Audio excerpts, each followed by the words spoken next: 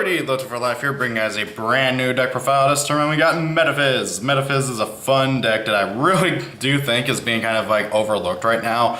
I know that a lot of people are really focusing on Cyber Dragons as like the underdog of the format, but Metaphys are also really good, mostly because they have a lot of stuff that really just counters a lot of what the meta decks do. They don't really particularly care about getting U-linked, they don't really particularly care about getting stuff discarded, and it just is a really good overall deck that I feel like is just kind of being slept on right now. It does have a few issues, obviously, same thing with Cyber Dragons as pretty much everything that's not a tier 0 perfect deck like Goki has. So the deck is, I feel like, a really good underdog deck, and I've been having a lot of fun with it. I actually plan on taking it to tournament here soon, and I might let you guys know how I do in the comments down below. I've been having a lot of fun with this, playing against my friends and just testing and going against some of the meta decks and everything. I feel like it has a lot of potential that is just really being kind of ignored.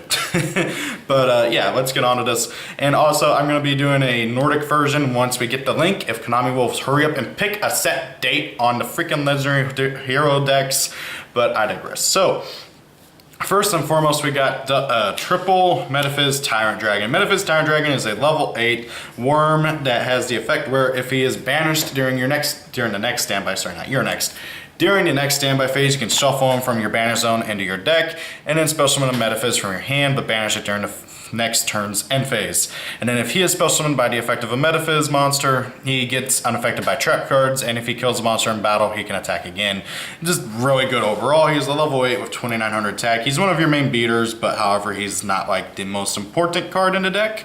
But you still want to generally play 3 of like every Metaphys, because their effects, with the exception of the Pendulum monster, are not once per turn. So you get multiple summons off of this guy, you get multiple stuff going, and it's just really, really good.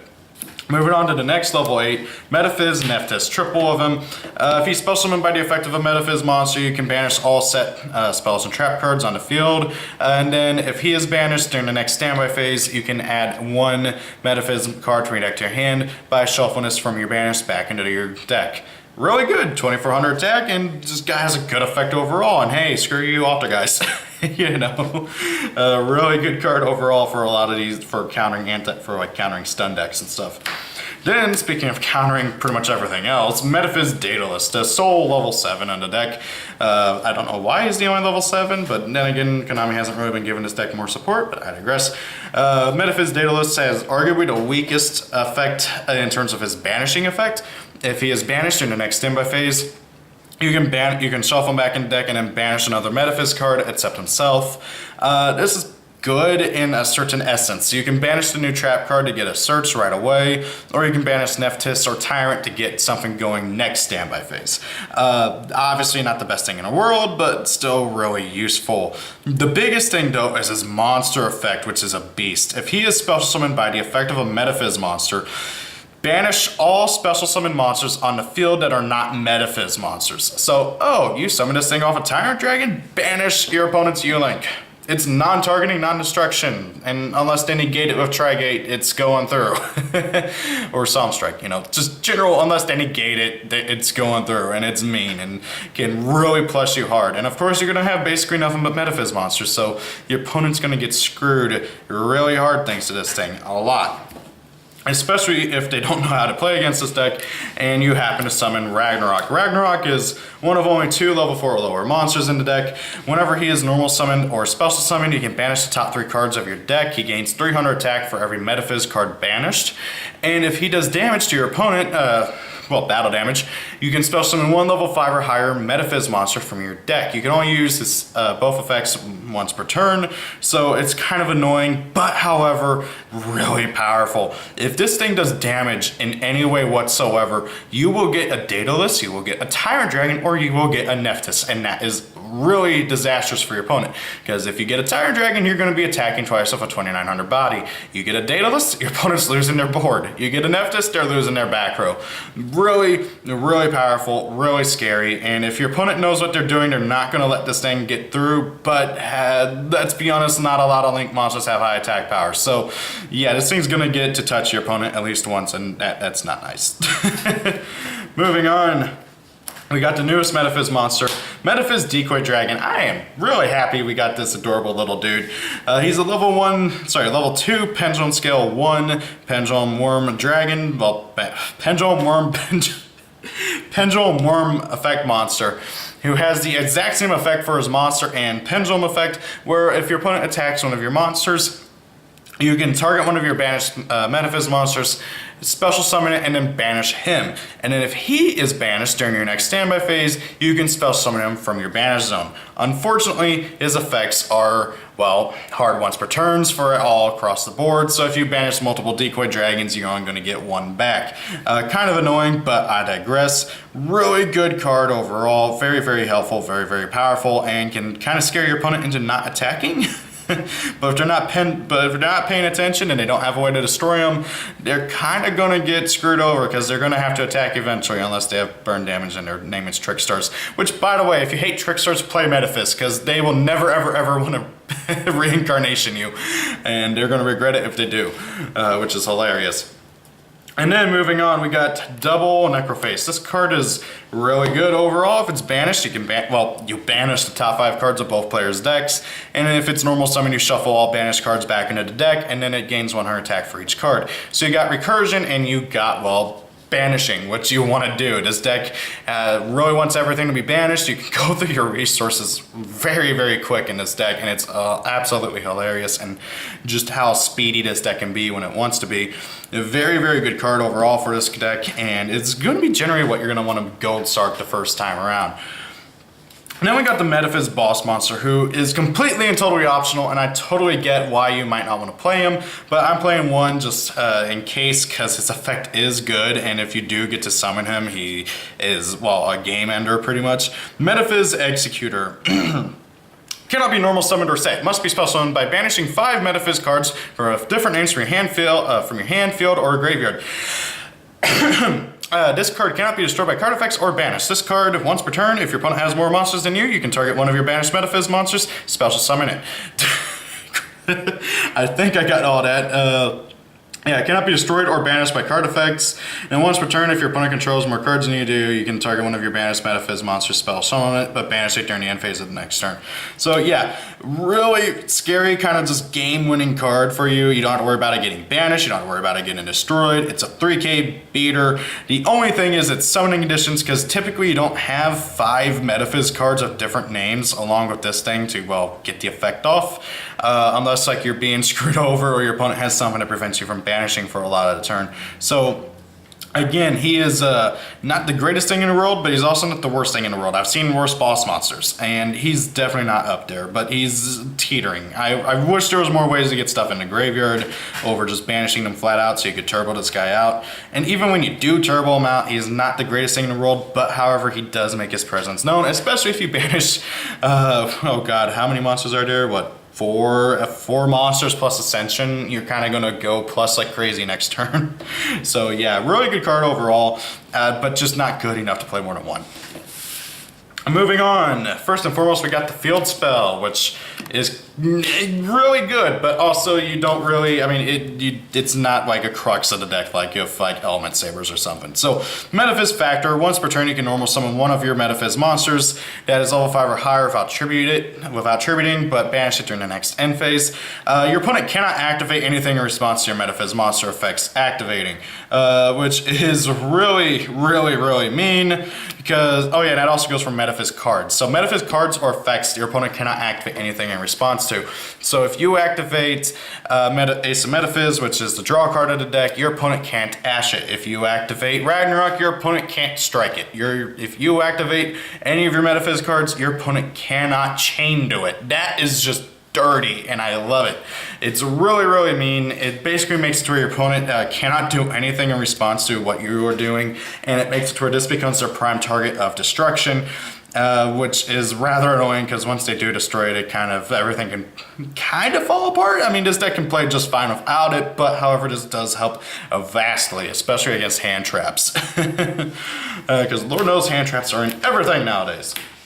Moving on, we got Ace of Metaphys, the draw card, as I mentioned earlier. Once per turn, you can banish one of your Metaphys cards from your hand, draw a card, and then apply one of the following effects depending on whose turn it is. If it's your turn, you, draw drop all non-Metaphys monsters attack and defense by 500, and if it's your opponent's turn, change their battle positions.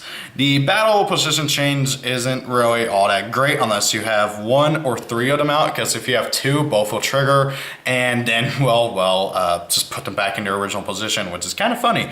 But however, if it's during your turn and you have multiple of these out, you can drop your opponent's monsters attack and defense by a lot very quickly, which is integral because this deck with Ragnarok wants to get damage in very quickly, and of course you're not always going to banish any Metaphys cards off of Ragnarok's effect, which means you're not always going to get the attack boost for them, and even then with the attack boost for Ragnarok, the highest you can get is 2400, so this just makes that scaling a whole lot easier. And it makes it a whole lot easier to, well, go for game thanks to, well, Tyrant Dragon's effect. So really good card overall. The only things is that it's not a hard once per turn. So if you have multiple, you can activate the effect to draw multiple times. It's a once per turn, not a hard once per turn. The same thing with the attack drop and the battle position change. That is only a once per turn per copy, not a once per turn, you know what I mean? So yeah, really good card overall. Very, very helpful. This deck has 2 level 8s, so, well, trade-in's a must. Triple Gold Star kind of goes without saying. Double Pot of Duality, this deck doesn't do much special summoning during your own turn, so this just helps dig through it a bit more. Double Soul Absorption. This card under the new time rules is amazing. Oh, I'm at 20,000 life points. You can do 8k, but I'm only going down to 12,000. I'm just gonna gain another 8,000 during the next turn. It's so stupid, I love it. Especially if you get multiple out, or even just one out with Necroface being banished. It's so stupid. Off of one Necroface, you gain, 5,000 life points?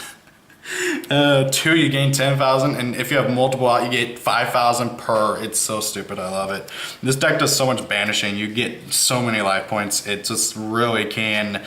This card can win you games by itself thanks to the time rules. I hate saying that, but Konami did it to themselves, so yeah. Moving on, we got the traps. First and foremost, Metaphys Ascension, one of the 2 new cards out of, God, when did these stuff come out? Cybernetic Horizon. So Metaphys Ascension, you discard, its main effect is you discard 1 Metaphys card, draw a card, then you can banish a Metaphys card from your deck, and then if it is banished, you can add 1 Metaphys card from your deck to your hand. The only issue is you can only use 1 Metaphys effect once per turn, and you can only once that turn. Meaning, you use the discard effect, you can't use the banish effect. You use the banish effect, you can't use the discard effect. It's really stupid, I hate these kind of effects, it's very limiting, but however, for a card as good as this, it's kind of necessary, because you just can Gold Sark it, search, you can data list it, search, you can banish it off of Ace of Metaphys, draw, search. It's stupid, I love it, but it's also kind of annoying how you can only do one or the other. Main thing is you will be mainly using it to search, not so much its draw effect, but I digress. Moving on, we got Triple Metaphys Dimension. This card is really powerful, really obnoxious for your opponent, and just overall really good. So basically, once per turn, if your opponent special summons a monster, you can target one of your banished Metaphys monsters, special summon it, but banish it there in the following end phase. And then if one of your Metaphys cards is banished, you can banish 1 card your opponent controls. A very good card overall for controlling, but however, it's like Ascension, where it's a hard once per turn for both effects. Now, unlike Ascension though, you can use both effects in a turn. It just is a hard once per turn. So if you have multiple dimensions out, you can't banish 2 cards. It's kind of annoying how that is the case, but I digress. I'll take what I can. This card is good. And then finally, for the last trap and last main deck card, Macrocosmos. Kind of goes without saying, if you open Macrocosmos and you are going first, you kind of win, especially against most of the current meta decks. Goki can't do much, except like make a Phoenix and try and pop it.